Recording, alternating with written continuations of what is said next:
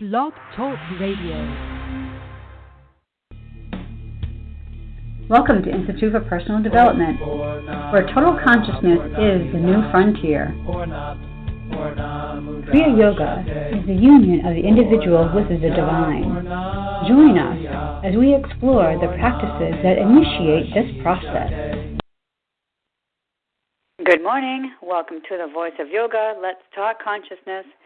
I am your hostess, Lisa Winton, and with me is Kenny Toy, also known as Swami Jayananda, founder of Institute for Personal Development, located here in Hampton, New Hampshire. Good morning, Swami. Thank you for being here today. How are you? Good morning. I'm doing pretty good today. How about you? I'm doing great today, and I want to thank you, listeners, for tuning in. Today on The Voice of Yoga, we will talk about labor in America, the place of hard work and craftsmanship in human development. A fair day's work for a fair day's pay, right livelihood. We will look at the economy nationally and globally. We will discuss the importance of a resource-based economy to bring humanity back to balance. Listen in as Swami explains how the simple solution of getting the light in your soul will empower you to become the local change to affect the global cause. Welcome to the Voice of Yoga. We are talking consciousness. Join our Kriya Yoga Spiritual Advance. Get the light in your soul and experience the union with the divine. So, Swami, at first I thought what I would do is just maybe talk about our holiday, the Labor Day as it's celebrated here in the United States. And it was actually celebrated first on September 5th, 1883. And from what I understand, it was celebrated to be the working man's holiday, and it was derived by one of the unions, the Central Labor Union, and then they had in turn tried to get all the other unions in the United States to kind of follow suit. That's pretty much how that the Labor Day holiday had actually started. So, but let's turn it around and talk about how do we celebrate Labor Day Kriya Yoga style. Yeah, the Kriya Yoga style would be a little bit different possibly, but the thing that I like to do is I really like to open up maybe the word labor and look at some of the various uses of the word with regard to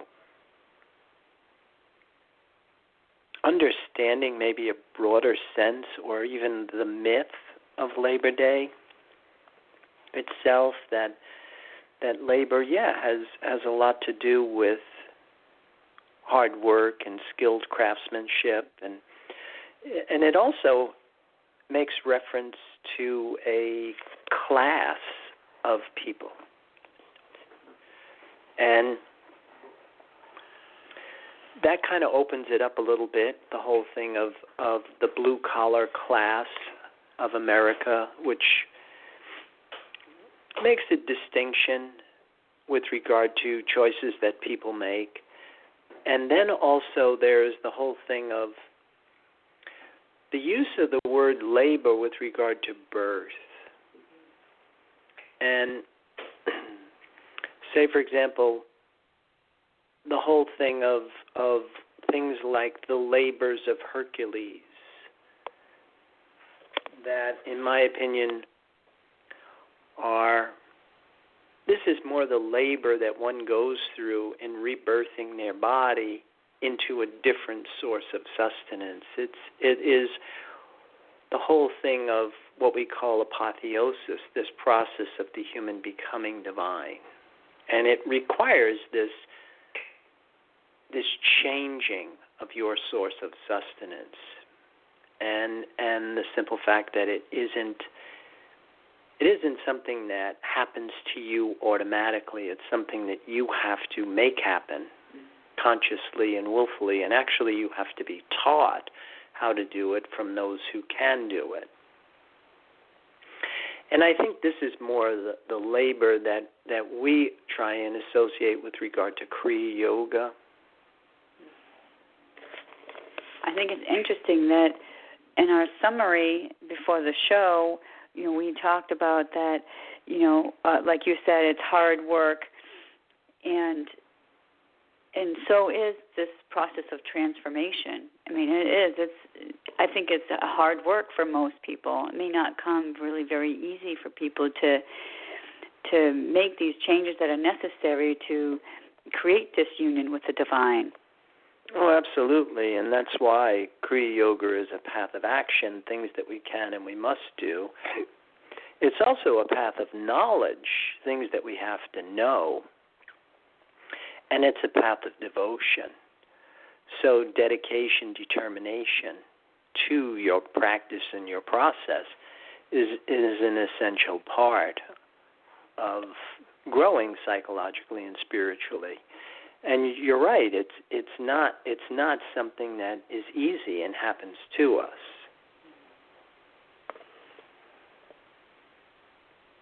So the labor that we face today, and I guess I'm talking outside of Kriya Yoga, like actual labor in the workforce, seems so different now than it was back in 1883. I mean, now we have, retailers, and we have, technology is so different, and not much in the way of skilled labor anymore as what was meant for with the purpose of the unions. It was to keep everybody safe and keep these skilled laborers protected.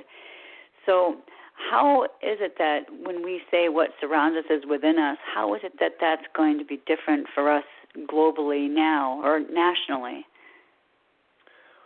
Well, from my perspective, being is that I am a New York City retired steam fitter, but the unions are very much alive and at work in this country, and it's a big part of how we keep this country going is through the unions. And though I think they have adapted themselves to technology and all of that stuff, I think that was a big part of the union I belong to, is that they had to really update themselves to using things like computers in your work and computerized technology with regard to processes of different things, even say, for example, like welding. A lot of times now they use machines to do the welding that we used to do by hand, and that's something that I think is all part of an evolutionary process on that level. But the union itself seems to be, quite strong and very much alive. I guess when people think about the labor unions, I guess it's very mixed emotions about them. I think there was that movie Norma Ray, I think with Sally Field is the one that comes to my mind, where in this particular instance they really needed to have a labor union to protect the workforce, and I think a lot of people don't realize that the unions can actually be, and I think I've actually said this to you one time about your union, is that it's like neighbors helping neighbors. It's like they really stand up for each other, and they really, once you become a member of the union, it's you have a whole force of people that are behind you to assist you in whatever it is that you need to have done. And isn't that what we want to do here with Kriya Yoga? And we want to try to get people on their path of the spiritual development, and then help people along their way. Yeah, very similar concept. It comes back to the 100 monkey theory. Mm-hmm. But there is strength in numbers, and the more that you have with regard to behind you, say for example with a union, then sometimes that has been abused. I can honestly say that I've seen incidences where the union would actually protect someone that wasn't deserving of protection, and I think a lot of that comes with experience and education, and so that you don't tip the scales too much, that it's a give and take, and that there was a time when it almost seemed like the unions were out to break management, when in fact they now realize that it's management that provides them with the jobs and the resources in order to be able to sustain. So it becomes a much more harmonious relationship than rather than us against them. It's we're working together, and I think that's the direction that the unions have actually taken, as to try and create that harmony and balance, because it. If you don't have the unions, then there is always the possibility that, employers could take advantage of you, and people aren't getting a fair day's pay for a fair day's work, and then of course it gets a little lopsided, and I think that's what the unions were designed to do, is to maybe make it a little fairer, a little bit more balanced. Well, can we still be spiritual and still long for, better pay and all these benefits from what the unions provide, and maybe not just unions, just maybe a workplace in general? I mean, speaking from experience as a manager in a high-volume retail specialty store, it was very difficult to find people who wanted to work 40 hours a week and get, X amount of dollars per hour, and especially younger people, it was really difficult to get them to understand that, yes, we need you to show up on time in order for you to collect your paycheck, and we need you to be a certain level of productivity. It just seems like there's maybe a disconnect sometimes with this generation of the workforce. Well, to go back to your original question, I mean, can we be spiritual and also go to work, kind of a thing? I think a big part of that is being able to understand the difference between what we call a resource-based economy and your monetary-based economy. And I think Jesus hit on this when he said that we render to Caesar the things that are Caesar's, and we render to God the things that are God's. That your sense of self really should not be totally contingent upon your career or your choice of employment. That if you have a resource-based economy, that your sense of self is totally established in the forces that are more subtle and more readily available. So that you don't, on many different levels, you don't need a job. A job now becomes a want. But if you don't have a job, you're not going to die. If you don't have your next breath, you only have a couple of minutes to live. So having that sense of importance surrounding the things that are really important to us, and giving the things that are really important to us the responsibility of my sense of well-being, then it allows you to step into the workforce with more objectivity, more detachment, less emotionality. Mm-hmm. And from that vantage point, I think we work better. Mm.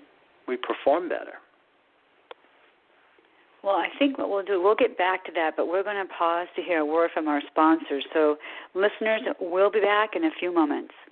Om Purnamada Purnamidam Purnamudachyate. If you are looking for a Samadhi-based experience, IPD Kriya Yoga has the goods. A complete yoga program that includes the practices and the process. Starting with the separation from mother, including the labors and tasks of the hero and the return as a whole person. Practice makes perfect only when practice is whole. Kriya Yoga is a path of action, knowledge, and devotion. Samadhi, or total consciousness, is experienced by knowing and doing with devotion. Call or click now and get started. 603-929-0303 or www.ipdtransform.com. Namaste.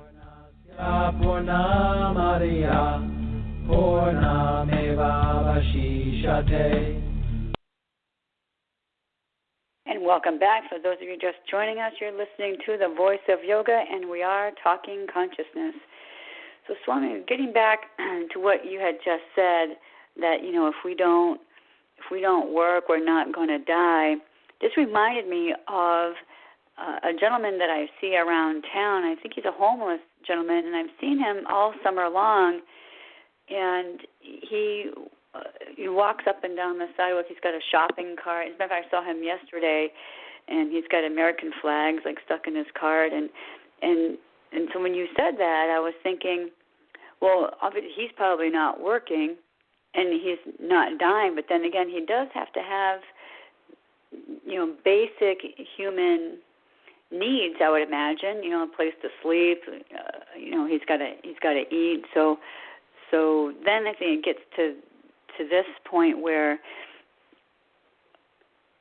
he may be in a position to be more spiritual than somebody who has all these other things in place. Well, he may also be in a position to be way more appreciative of things, that when things become less abundant, when things are rare and you're not exposed to a lot of food, you're not exposed to any shelter, then anything that you can get becomes, something that you're grateful for. Can be. I mean, I have seen also people that are very bitter and angry, and it isn't really a conscious choice that they make to be homeless. And so as a result, the whole thing can be quite loaded. But then there are some, like you say, who just kind of relax into it. And again, if you have this resource-based economy, it doesn't negate what's going on, but it gives you something you can turn to for validation. Something that you can turn to that okay, I don't have all of these things that maybe at one time I did have, but the forces that are really important to me are still intact. And so when you're turning to that as a symbol for validation, it gives you objectivity. It gives you a handle so you can neutralize a lot of the anger that may surround your situation. And then hopefully create a plan for yourself. Start using your conscious mind and maybe try and figure out how can I start up again? How can I find solution to my situation? And from that platform, I think you've got a better chance. And then again, like I say, I mean, you don't know what it's like if you are accustomed to having things, and then all of a sudden something happens. And for some of these people, it's things that they weren't planning on, and it's things that you can't plan for, and all of a sudden when it does happen, and it puts you in a position where now all of a sudden you're kind of out on the street, so to speak.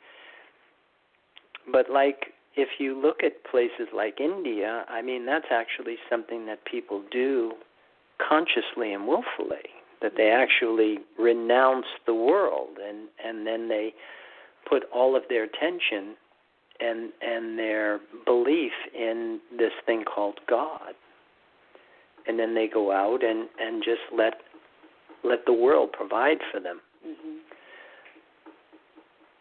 But again, it's a lot of it has to do with my level of consciousness, my degree of awareness. It's where am I in my development? Yeah, and who are we to say that this is the right way to live and this is the wrong way to live? Or, like you said, it just depends on your level of awareness and your place on your own transformation. Yeah, and it's basically, it comes down to our own karma. That these are things that, like we always say, if it isn't conscious, it's going to be unconscious or karmic. And sometimes situations like this are very karmic. That it's something that you can't really say that, I know why this is happening to me from things I've done in this lifetime, but all of a sudden you're kind of blindsided from something that you bring in from a previous incarnation, that all of a sudden it's like the bill is due, and here you are. And again, I think if you have this resource-based economy, it doesn't negate what's going on, but it helps you get a handle on it. It helps make it a little bit smaller. And then hopefully when you have enough objectivity, then you start using your mental functions and create a plan for yourself. We had talked, I believe the last time we had done this program, this particular topic, we had discussed about the labors of Hercules, and you were talking about earlier that, hard work,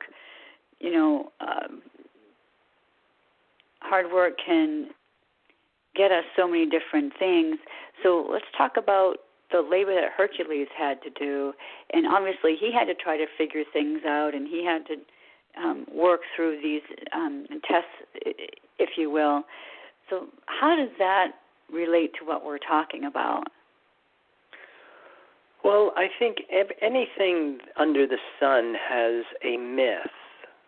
There's something that this central theme, this universal theme that underlies everything that goes on collectively, individually. And so the labors of Hercules are really a myth that one goes through when they are rebirthing their body in the divine. The transition that one goes from when they're going from being a human that seeks things that are visible and tangible to a human that now will seek things that are invisible and intangible. And one of the things that we have learned is that you can't just do this intellectually, that you actually have to rebirth your body in it. You have to change the pattern of your body. We have to change neurological pathways. We have to change the reward circuits in our brains so that we're not searching for things visible and tangible, that we're actually looking for this invisible, intangible source of sustenance. And one of the things that you learn when you're reading the labors of Hercules is that it isn't easy. And again, that you're going to need action, knowledge, and devotion. But if you've ever looked at any of, say, for example, some of the skilled trades that are out there, then you'll also find that that's not easy either. And when I think back of all the things I had to learn in order to become a steam fitter by trade was actually very beneficial for me. And one of the things I always try and talk about is that the whole concept of learning how to weld, which is basically just a tool of the trade of a steam fitter. And all of the different processes that are out there, and yet on a very simplistic level, the whole concept of fusion of metal, which for me is identical to the whole concept of fusion of consciousness, and that to take two pieces of metal and put them together in a flawless bond required a tremendous amount of knowledge and skill. And that was one of the things that I learned with regard to the practice of Kriya Yoga. That again, it's a path of action, it's a path of knowledge, it's a path of devotion. And creation is really not going to reveal its secrets to an unworthy opponent. Mm-hmm.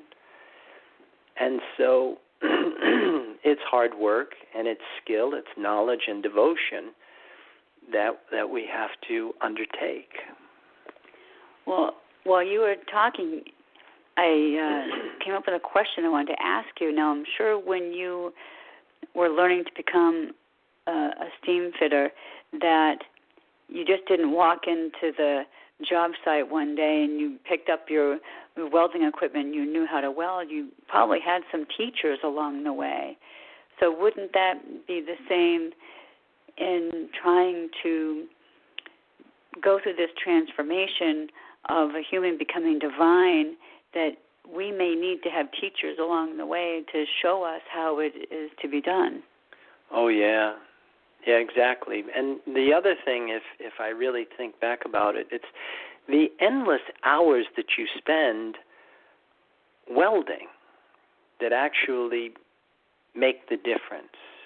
So just having a teacher on some extent is okay, but you also have to be totally engaged in your level of interest about wanting to learn fusion of metal, and when it becomes a passion for you, it's very different than for those people that welding is just a tool of the trade kind of a thing. Mm-hmm. And so a lot of it has to do with what your level of interest is. I mean, am I idly curious? Am I casually interested? Or am I a serious seeker? Mm-hmm. And serious seekers, I mean, they recognize that, yeah, you need a teacher, but you also need to learn whatever it is that you're undertaking.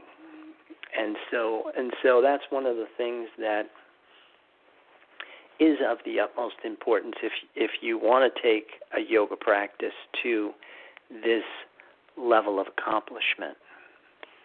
Yeah, I definitely agree with that you need to find somebody that you can resonate with to help you get through maybe the stumbling blocks of taking yoga off of the mat and applying it to your daily life, which is why I think the Theory 2 classes that we have scheduled on Thursday are so beneficial, because we can talk about those types of things, and it comes down to that saying too that I like, that it takes a village. It takes a strong teacher, somebody who can show you the path, and